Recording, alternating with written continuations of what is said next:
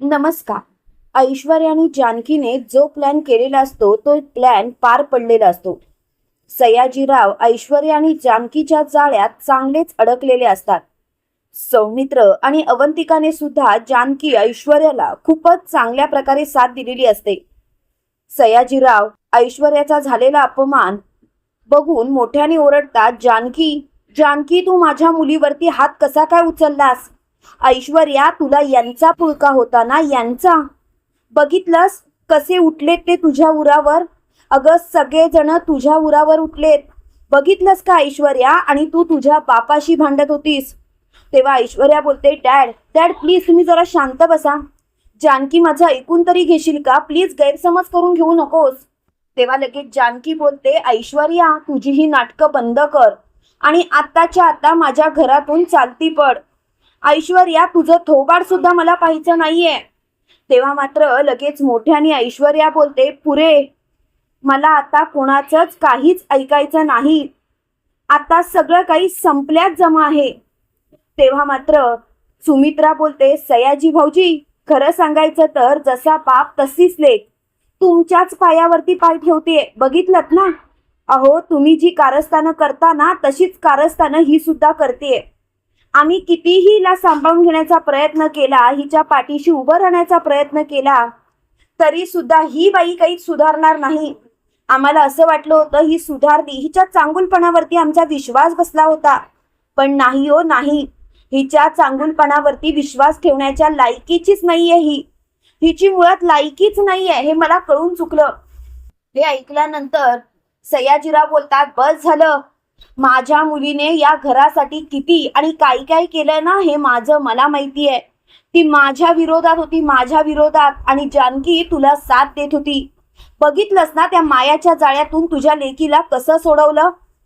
तेव्हा लगेच जानकी बोलते, सगळं माहिती आहे मला, पण मला आता असं वाटतंय की ह्या मायाला सुद्धा हिनेच साथ केली असेल. तेव्हा मात्र सयाजीराव बोलतात, बस, माझ्या लेकीचा अपमान अजून मी सहन नाही करू शकत. तुम्ही असं कसं काय बोलू शकता? ऐश्वर्या, आता तरी डोळे उघडलेत का डोळे तुझे, की अजून सुद्धा या माणसांसोबत तुला राहायचं आहे, तुमचा चांगुलपणा यांना दाखवायचा आहे? तेव्हा लगेच ऐश्वर्या बोलते, डॅड डॅड प्लीज प्लीज, ती माझी माणसं आहे, ती माझ्यावरती चिडलेत, रागवलेत, पण मी नक्कीच त्यांना माझं चांगुलपणावरती विश्वास ठेवायला लावेन. तुम्ही प्लीज शांत राहाल का? त्यावेळेला लगेच ऐश्वर्याची आई बोलते, जानकी, जानकी, अगं ऐश्वर्या खरंच बदललीये, तिच्यावरती विश्वास ठेव जानकी, असं नको करूस. तेव्हा जानकी बोलते, काकू, माझा नाहीये विश्वास ऐश्वर्यावरती आणि कधीच नसणार आहे. खरं सांगायचं तर हिच्यावरती विश्वास ठेवून हिला घरात आणलं होतं, पण आता मात्र ही ही पिढा मला या घरातच नको. त्यावेळेला सारंग मोठ्याने बोलतो, म्हणजे म्हणजे जानकी वहिनी, तुझं चाललंय तरी काय? त्यावेळेला जानकी बोलते, सारंग भाऊजी, ऐश्वर्याला या घरात राहण्याचा अधिकारच नाही आणि ऐश्वर्या या घरात राहूच शकत नाही. हे ऐकल्यानंतर सारंग बोलतो, जर का ऐश्वर्या या घरात राहणार नसतील तर मी सुद्धा या घरात राहणार नाही. तेव्हा मात्र सयाजीराव बोलतात, ऐश्वर्या चल इथून, मी तुझा अपमान नाही सहन करणार. आणि सयाजीराव ऐश्वर्याचा हात धरतात आणि जानकीला बोलतात, तुला काय वाटलं माझी मुलगी काय रस्त्यावर पडले की काय? माझी मुलगी रस्त्यावर नाही पडली, तिचा अजून हा बाप आहे ना, तो खमका, तिला अगदी सहज पोचू शकतो. त्यावेळेला लगेच जानकी बोलते, काय ना सयाजी काका, तुमचा हा अहमपणा आहे ना तोच तुम्हाला नडतोय. सयाजी काका, तुम्ही खूपच चुकीचं वागताय आणि हे जे करताय ना ते खूप चुकीचं आहे. तुमचं हे वागणंच मुळात मला पटत नाहीये. अहो, स्वतःची मुलगी बिघडते तर तिला सुधारायचं टाकून तिच्या या कारस्थानांना तुम्ही खत पाणी घालता, हे चुकीचं नाही का? तेव्हा लगेच सयाजीराव बोलतात, ऐश्वर्या चल, इथे कोणाचंही लेक्चर ऐकायची मला गरज वाटत नाही. तेव्हा लगेच ऐश्वर्या बोलते, डॅड प्लीज तुम्ही शांत बसा ना. जानकी, हे बघ, मी काहीच केलेलं नाही आणि मी मुद्दामून तर अजिबात काही केलेलं नाही. जानकी प्लीज प्लीज स्वतःला शांत कर. तेव्हा मात्र जानकी मोठ्याने बोलते, मला काही एक ऐकायचं नाही. ऐश्वर्या, तू तुझ्या वडिलांसोबत या घरातून कायमची चालती पड, कारण मी खूप मोठी चूक केली होती तुला या घरात आणून, पण आता मात्र मला तुला या घरात पुन्हा कधीच आणायचं नाही. तेव्हा मात्र सारंग ऐश्वर्याजवळ येतो आणि ऐश्वर्याला बोलतो, ऐश्वर्या, माझा तुमच्यावरती विश्वास आहे. ऐश्वर्या, तुम्हाला काळजी करायची गरज नाही. मी तुमच्या सोबत यायला तयार आहे. त्यावेळेला लगेच ऐश्वर्या बोलते, सारंग प्लीज, तुम्ही माझ्यासोबत कशाला येताय? सारंग, मला या घरापासून तुम्हाला नाही तोडायचं आहे. तेव्हा लगेच सारंग बोलतो, ऐश्वर्या, मला तुमच्यापासून लांब नाही राहायचंय. काही झालं तरी मला तुमच्या सोबत राहायचंय, तुमच्या सोबत संसार करायचा आहे. तेव्हा मात्र ऐश्वर्या बोलते, सारंग, मला तुमचं प्रेम समजतंय, कळतंय, पण या घरातून तुम्ही बाहेर पडू नका प्लीज. तेव्हा मात्र जानकी बोलते, किती नाटकी आहेस ना ऐश्वर्या. सारंग भाऊजींना असं दाखवते जसं काय तुला खरोखर आमची सर्वांची काळजी आहे. तेव्हा लगेच सारंग बोलतो, जानकी वहिनी, काय झालंय तुला? अगं असं का वागतेस तू ऐश्वर्यांशी? अगं त्या किती आणि किती समजून घेतात सगळ्यांना, पण तुम्ही मात्र नेहमीच त्यांना घालून पाडून बोलता.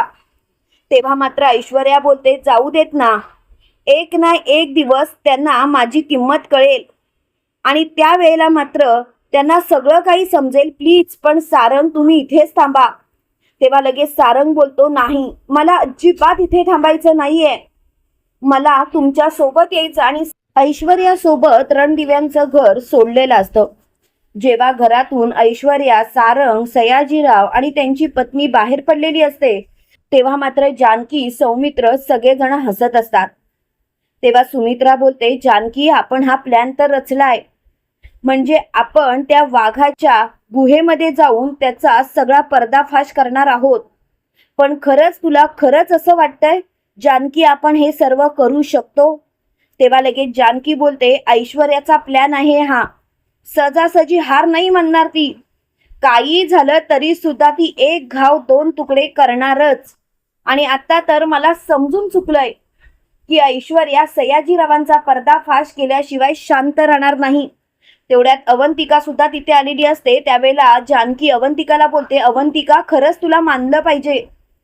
अवंतिका, आज ज्या पद्धतीने तू नाटक रचलंस आणि त्या नाटकावरती त्या लोकांचा विश्वास बसला, ते बघून मला खरंच खूप आनंद झाला. खरं तर हे सर्व झालं ते तुझ्यामुळे शक्य. तेव्हा लगेच अवंतिका बोलते, नाही या वहिनी, हे सर्व माझ्यामुळे शक्य झालं नाही. खरं सांगायचं तर एक गोष्ट लक्षात ठेवायची वहिनी, कितीही काही झालं तरी सुद्धा ऐश्वर्यामुळे हे शक्य झालंय. ऐश्वर्या जे जे करते ना या घरासाठी ते खरंच कौतुकास्पद आहे. मान्य आहे, तिने खूपच मोठ्या चुका केल्या. तिने आपल्याला मारण्याचा प्रयत्न केला, रणदिवे कुटुंब संपवण्याचा प्रयत्न केला, पण आता ज्या पद्धतीने तिचा चांगुलपणा आपल्या समोर येतोय ना, खरंच वहिनी, त्याच्यावरती विश्वास ठेवल्याशिवाय राहवत नाही. तेव्हा मात्र जानकी बोलते, हो ना, मला सुद्धा असंच वाटतं. ऐश्वर्या खूपच बदलली आहे आणि तिला शेवटची एक संधी दिली पाहिजे. तेव्हा मात्र सौमित्र बोलतो, माझा तुमच्या सर्वांवरती आता विश्वास बसत चाललाय, मला दुसरं काही नकोय.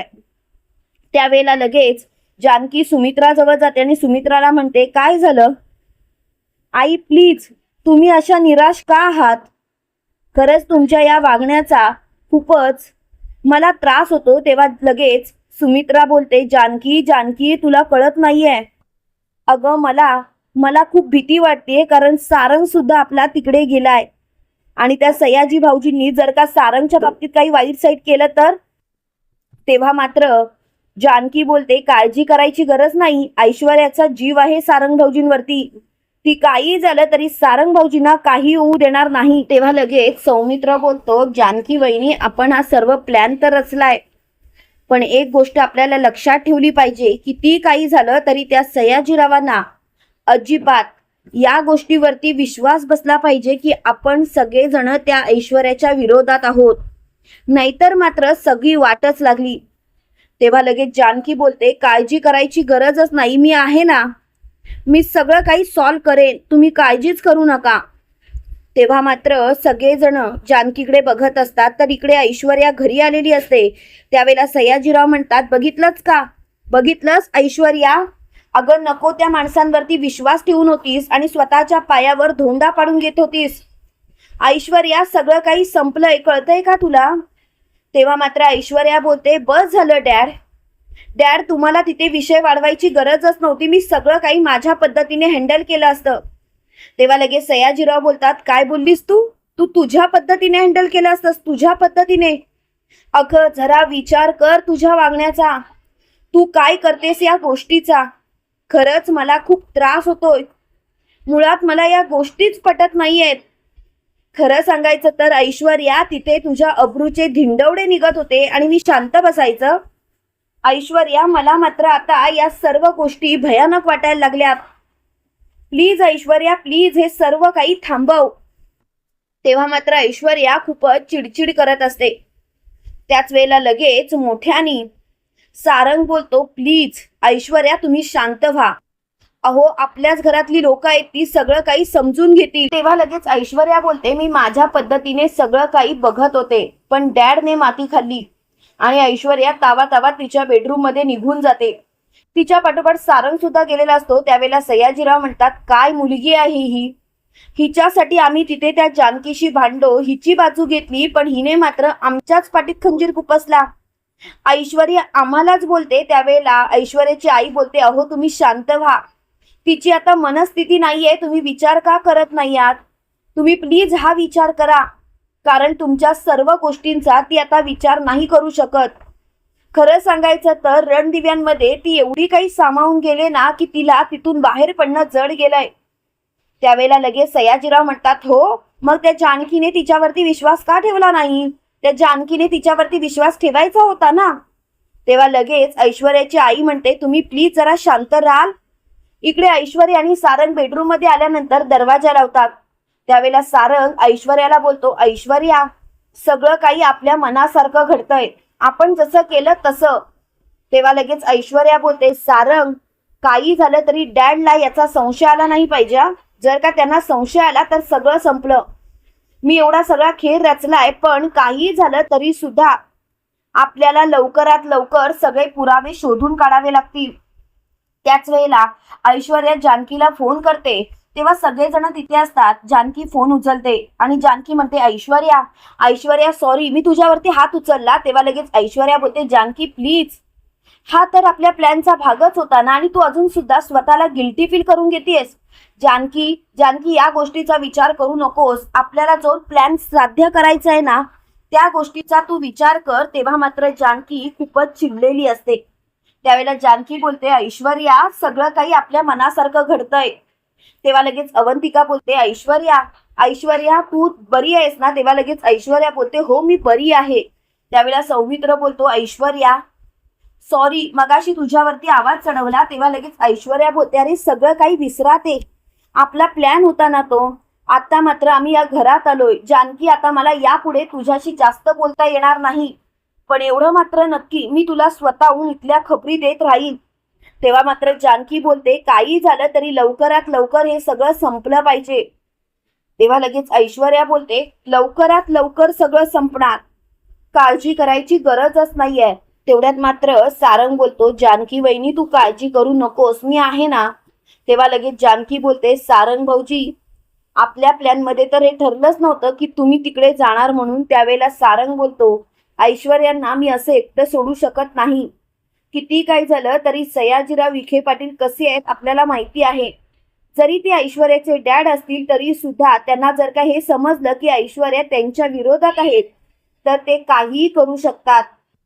तेव्हा मात्र जानकी बोलते, ऐश्वर्या काळजी घे, आणि तिने फोन ठेवलेला असतो. त्यावेळेला अवंतिका जानकीला बोलते, जानकी वहिनी, खरंच मला खूप वाईट वाटतंय. हे सर्व जे काही करावं लागतंय ना, ते माझ्यामुळे. ऐश्वर्या सुद्धा स्वतःचा जीव धोक्यात टाकून तिकडे आहेत. तेव्हा लगेच जानकी बोलते, अवंतिका, असं कसं काय बोलू शकतेस तू? अगं एकत्र आहोत ना आपण सगळेजण, मग तुझं दुःख आमचं दुःख नाही का? अगं एकत्र कुटुंब पद्धतीचा अर्थ तरी काय तुला माहिती तरी आहे का? ऐश्वर्या, एक गोष्ट लक्षात ठेव, कितीही काही झालं तरी सुद्धा आम्ही सर्वजण तुझ्या सोबत आहोत आणि तुला एकटं मानायची गरजच नाही. तेव्हा मात्र लगेच मोठ्याने अवंतिका बोलते, जानकी वहिनी, काही झालं तरी त्या सयाजीराव आणि त्या मायाला धडा शिकवायचाच. तेव्हा लगेच जानकी बोलते, अवंतिका तू आराम कर आणि तुला घराबाहेर पडायची गरज नाही. अवंतिका आणि सौमित्र भाऊजी, सध्या तुमची कामं सगळी बाजूला ठेवा आणि तुम्ही सगळेजण एकत्र राहा प्लीज. सौमित्र भाऊजी, तुम्ही अवंतिका सोबतच थांबा. तेव्हा मात्र सुमित्रा बोलते, अवंतिकाची काळजी करायची गरज नाही, मी आणि नाना तिच्या सोबतच तिच्या बेडरूम मध्ये असू. आणि सौमित्र तू सुद्धा. खरं तर आपलं सगळंच तिथे होईल, जेवण वगैरे सुद्धा आपण तिथेच करूया, पण अवंतिकाला मात्र एकटं सोडायचं नाही. तर इकडे ऐश्वर्या सारंगला म्हणते, सारंग आता आपल्याला खाली जावं लागेल आणि आपल्याला नाटकं आपली सुरू ठेवावी लागतील. तेव्हा लगेच सारंग बोलतो, थोड्या वेळाने जाऊया, थोडा जरा आराम करूया. आणि तिथे जाऊन सुद्धा नको ती भांडणच करावी लागतील. तेव्हा लगेच ऐश्वर्या बोलते, सारंग आपल्याला आता शांत बसावं लागणार आहे. तेव्हा मात्र सारंग बोलतो, ठीक आहे ऐश्वर्या, चला मग तुमच्या वडिलांच्या प्रश्नांची उत्तरं. लगेच ऐश्वर्या बोलते, चला चला आपल्याला जायलाच पाहिजे. आणि लगेच ऐश्वर्या आणि सारंग खाली आलेले असतात. त्यावेळेला सयाजीराव म्हणतात, हे बघ ऐश्वर्या, प्लीज समजून घे. तू असा विचार का करतेस ऐश्वर्या? ऐश्वर्या तू जर का समजून घेतलंस तर बरं होईल. तेव्हा मात्र ऐश्वर्या बोलते, पुरे आता मला काही एक ऐकायचं नाही. आणि आता हा विषय बंद करा डॅड, मला या विषयावर काही एक बोलायचं नाहीये. तेव्हा मात्र तिची खूपच चिडचिड झालेली असते.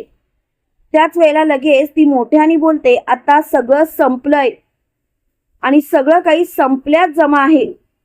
त्यावेळेला मात्र तिची खूपच चिडचिड झालेली असते. तुम्हाला काय वाटतं मित्रांनो, खरोखर ऐश्वर्या सयाजीरावांचा खोटा चेहरा सर्वांसमोर आणेल का? कमेंट करून नक्की कळवा. आणि असेच मालिकेंचे नवनवीन अपडेट पाहण्यासाठी व्हिडिओला लाईक आणि चॅनलला सबस्क्राईब करायला विसरू नका. थँक्यू.